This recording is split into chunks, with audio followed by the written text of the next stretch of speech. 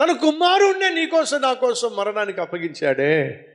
తినడానికి తిండి పెట్టడా, ఉండడానికి గుడ్డలు ఇవ్వడా, బ్రతకడానికి కావలసిన ఆరోగ్యాన్ని ఇవ్వడా, ఇస్తాడు కదా.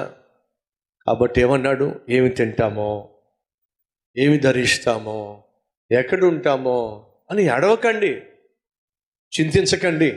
పక్షులను చూడండి, అవి విత్తవు, వడకవు, కూర్చుకోవు, సమకూర్చుకోవు, అని ఆకాశమందున్నటువంటి దేవుడు వాటిని పోషిస్తున్నాడు కదా.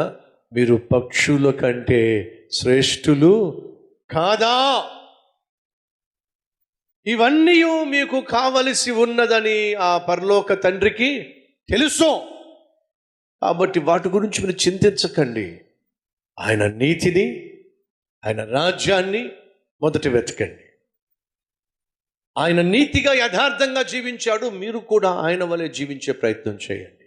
ఈ రాజ్యం మీద మనసు పెట్టుకోకండి, భూలోకం మీద ఆశలు పెట్టుకోకండి. ఇది ఆశ చూపి మోసం చేయున్. ఏంటిది? ఇది ఆశ చూపి మోసం చేయున్.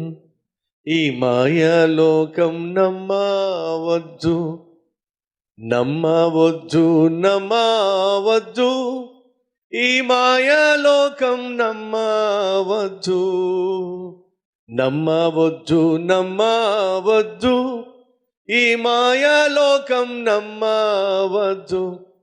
ఇది ఆశ చూపి మోసం చేయున్.